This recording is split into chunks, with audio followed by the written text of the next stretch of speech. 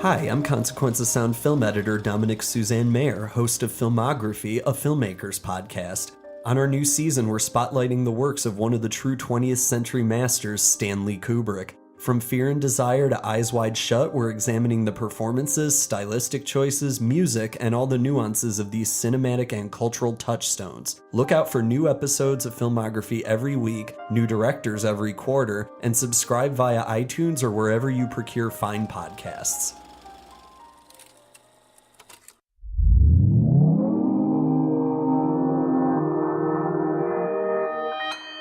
Consequence Podcast Network.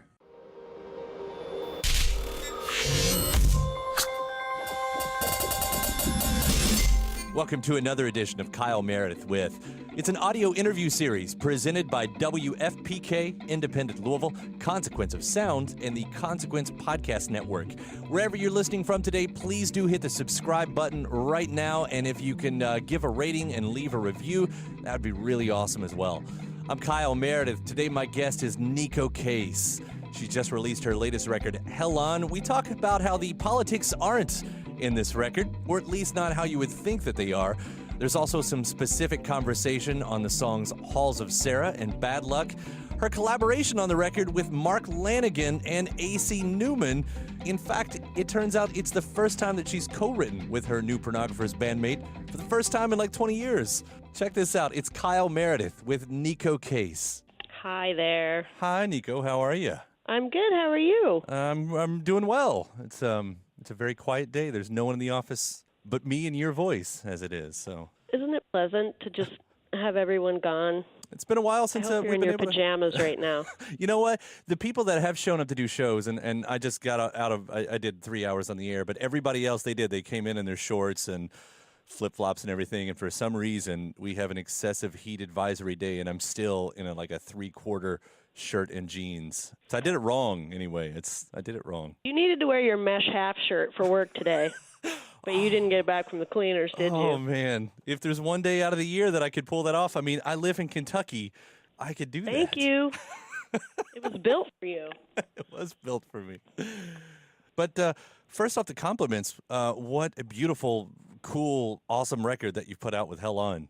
Thank you. I feel like, it's the 4th of July. It's Independence Day here in the country, and maybe that's low-hanging fruit because, I follow you online. I know what most of the things that you're retweeting. Does it mean anything to you right now? Because I don't have anything for today. I didn't play anything on the radio today that was patriotic. It means nothing to me. Is that a recent thing, or has it always been like that for you? No, I've never really felt very cool about it, but it's not like a great mark of awesomeness for Native Americans who are alive and here, and it's just super disrespectful. So I'm like, nah. Well, I noticed that was, I think, one of the first surprising things about when I listened to this record because, I put Hell On, and I sort of expected to hear about some of that.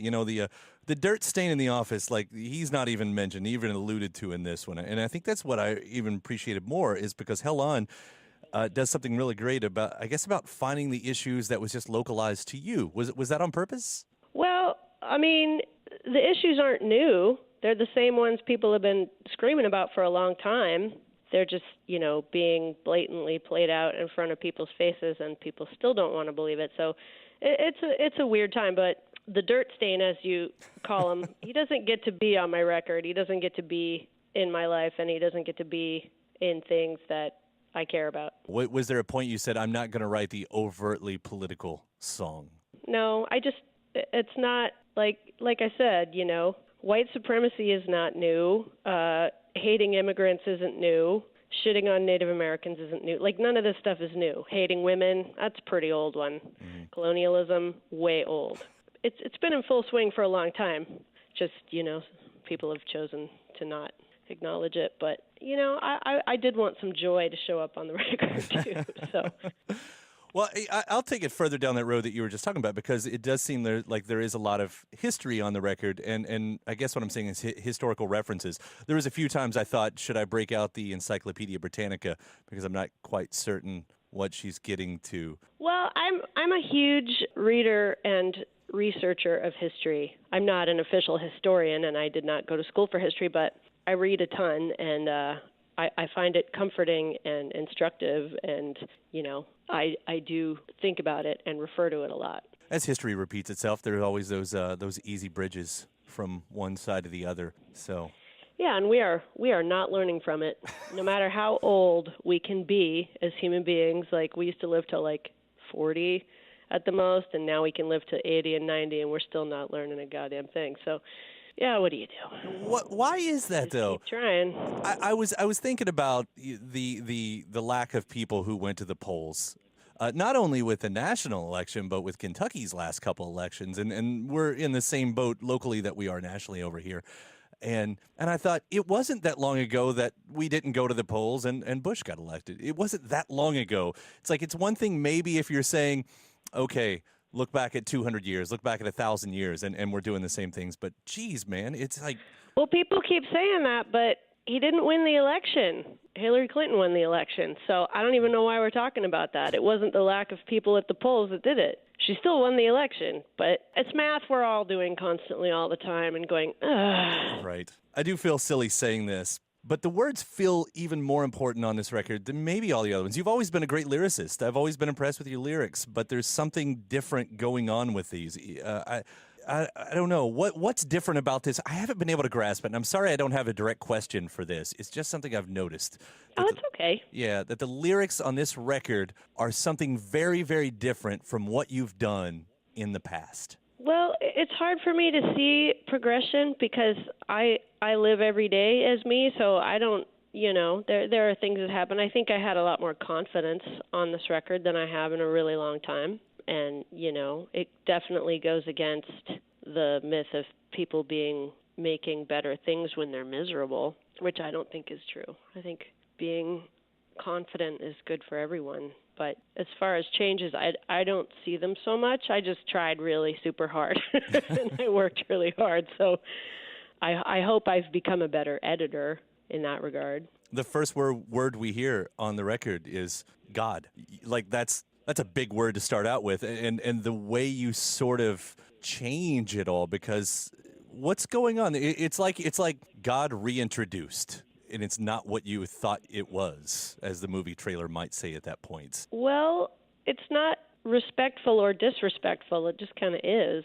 I don't know. I had to write the song because there was no language for how I was feeling. So I think that's what poetry's for. It's a new way to work with the English language. It's like a collaging, but not quite collaging. I want to pick up a different song there, too, because Halls of Sarah, I've spent a lot of time looking over. And what I keep coming back to with that track is there's a lot of weight on the subject's shoulders, a lot placed on her. Is Sarah a historical figure? Is it an actual person? No, she's not. She's a muse, and not by her choosing, however. Yeah. It's not fair that she's that. She never asked to be that. It's one of those interesting things because it seems like a lot of the things that's being thrown at her are supposed to be compliments in some sort of way. Like, look what you've inspired, And it made me think of, as we're talking about history, like Helen of Troy, the face that launched 1,000 ships. And I thought, what a damn burden that had to have been, though. Like, quit putting me on this pedestal. Yeah, definitely. But it also, like, it refers to muses, but I also thought of how a muse or a tribute could be done in a good way. Like, I mean, my song is different, but I also thought a lot about, Sarahs of the world, or Sarah's a name used a lot in songs. And, a lot of them are really, people love the songs, but it's like, God, what a dick this person is for, like, making this thing about this person. And it's supposed to be a privilege, but what if you had to go to the grocery store and hear that song? Like, it would be like an oppression, but then I think about, like, the Fleetwood Mac song, Sarah, which is it's a tribute to someone named Sarah that doesn't exploit Sarah or sell her out. It's just a really beautiful tribute. So there's a line. It's like a thin line between a tribute and, exploiting someone as a muse. I mean, as an artist, I feel like musicians are sort of put on that pedestal a lot yourselves. When the fandom is, I don't know, too much. I don't know. I don't read reviews or anything, so I kind of don't expose myself to stuff like that. And I think I'm a little more working class. I don't know if I really get the sort of fandom that some people do that way, which is fine because I'm not a super public person who wants lots of fame or something. Like, I'd like to sell more records and, be accessible to more people, but it's not because I want to wear fancy outfits and be on television. I want to do a really good job. Right. And that's beautiful. That's poetry in itself. I think a lot of people would, prefer that existence, and sometimes that gets away from them, I guess. I'm going to somewhere darker there because I'm suddenly thinking about all of our some heroes. People want to be, like, if you're talking specifically about musicians, like some people want to be musicians and some people want to be famous. Mm-hmm. Some people do both, and they can actually do it. And, there's a lot of gray area in there, but, I didn't want to be in a band to be famous. I wanted to be in a band to be in a band and do a really good job at it. And I'll hit one other one while I'm here, and this one's this one's a little bit more on the trivial side. Bad Luck is also one of the catchiest songs you've ever written, and when I listen to it, though, I can't help but think a little bit of Alanis Morissette's Ironic, and I don't know if that's ever occurred to you in this sort of similar... yeah. Not really. And again, that's not so much. I was thinking about folklore. I was thinking about what I was thinking about all the things that we think of as luck, and how luck is like the way for people to not. I don't know. It's just this weird thing, and like I'm doing a really good job explaining this, obviously, but you know how we have like the little cures for what if we do something that's bad luck, like throw the salt over your left shoulder kind of a thing. Mm-hmm. Like, that's so random and bizarre. There's no reason. Or like if you walk under a ladder, you have to go backward 3 times or whatever it is. Like, they're spells is what they are. And luck, I think, is the version for people who identify way more masculinely, so they don't have to seem like they engage in wives' tale things. Like, luck is different than, I don't know what you'd call it the other way, but it's just a funny thing, like the cures and the ritual and the spells behind super random stuff that has to do with luck. Like, what do you do if you break a mirror? Why is it 7 years bad luck? I don't know. But I wanted to just invent some things that could possibly be bad luck because it's fun. Yeah, it's fun to invent that stuff. And I think that people made that shit up for kids, honestly. Well, that's probably true. I mean, when I was younger, up until I was 13, I was Catholic. I went to church and everything. And it was sort of the same type of thing, because if you did this or you didn't do this, the devil was going to get you in the night or something like that, or, you're going to go to hell. And yeah, it feels like another version of that. Seriously unhealthy shit, which it's kind of funnier if it's like, ooh, I don't know. I can't even think of an example. Yeah. It's like, uh-oh, you're going to have to sprinkle a little salt on a bird's tail. Like, it's kind of an impossible thing to do. And I don't know how anybody would go about it, but I don't want to think about the poor bird who had to get salt sprinkled on their tail. But it's just super random and bizarre things. Yeah. Well, only to explain myself of that comparison with Ironic, I guess what I was getting to is, it's a list song about, the bad things in life, but and for what it's worth, yours is the more accurate one, as we've learned from history, with no disrespect to a classic, by the way. But when that song came out, I wasn't listening to the radio at all, so I didn't really have a connection with it at all. Oh, I was, and it's ingrained in my head, for better or worse, I suppose. Yeah, I'm trying to think of what my version would be, like, if I could save time in a bottle, right, or something. Right. Think something like that. I want to point out the song structures, too, because there are movements within these songs. I mean, in various times, they're quite epic. I don't know, was it a difficult record to write in that sense? Because, there are left turns, there are surprises, there are songs that completely change direction. Like, what kind of work went into that side of it all? Well, that actually was kind of the easier part. Like, if you're not going to be played on commercial radio, like, you don't have anything to lose. You can be as creative as you want.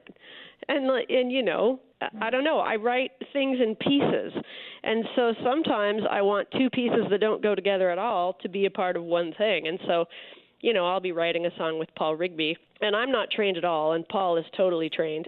So I'll have these 2 parts, and I'll be like, Paul, could you play me every single note that's possible to go between these two things so we could see if we could join them up? And he'll be like, yeah, because he loves knowing and having to play every single possible note between there. It's like some sort of delicious math for him. So it's really fun.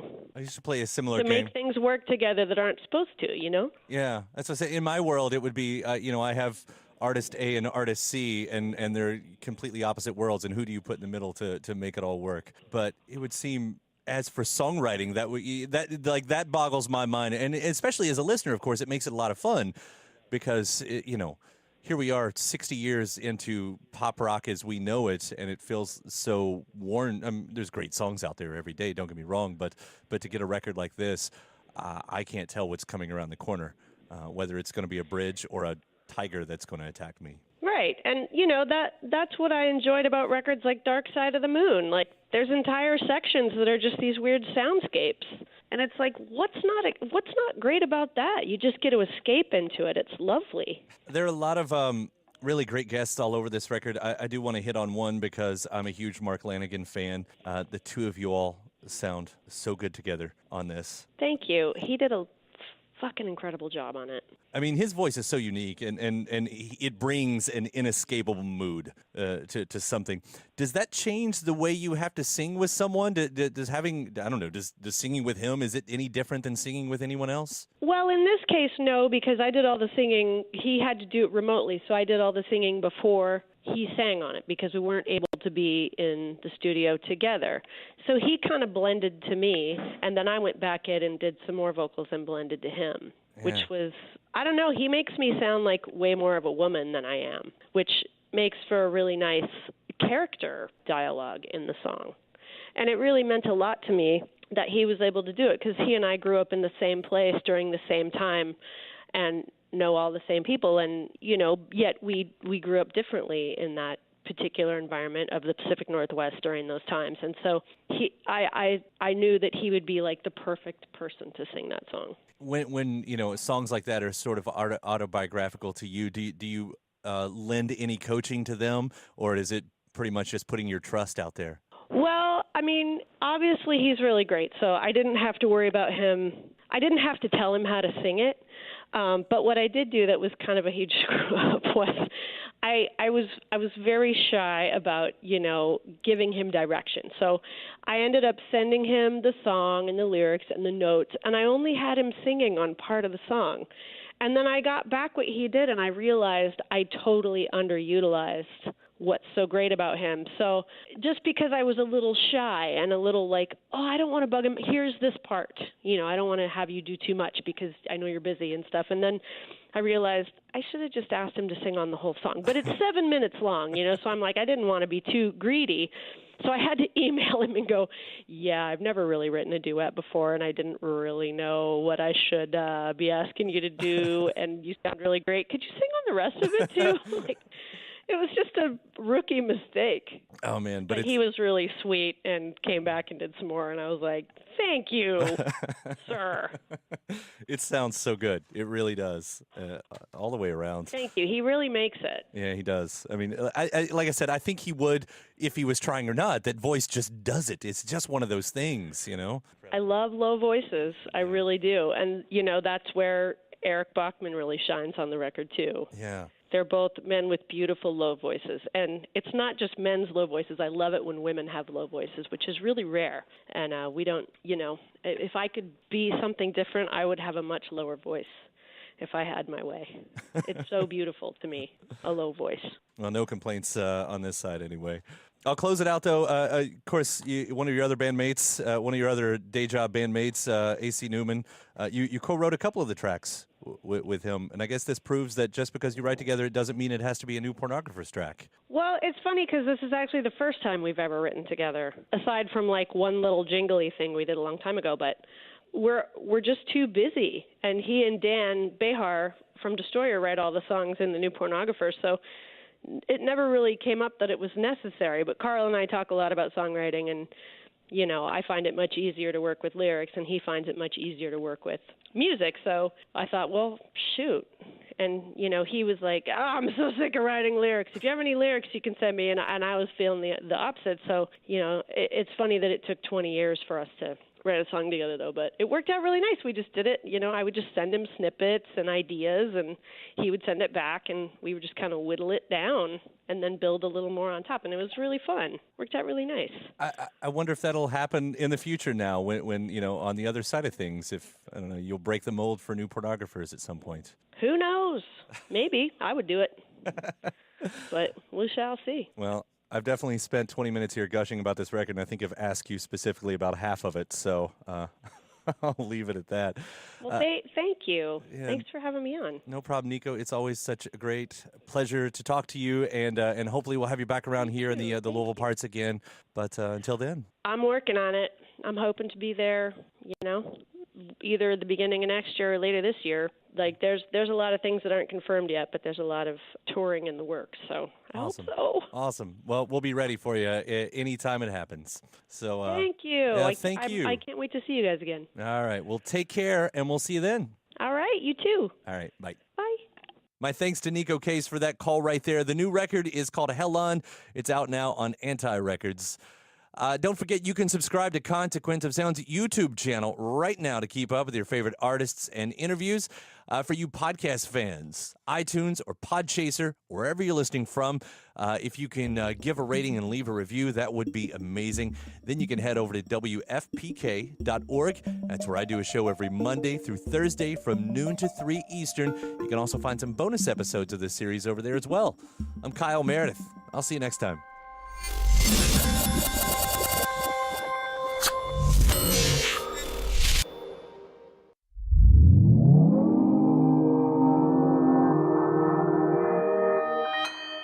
Consequence Podcast Network.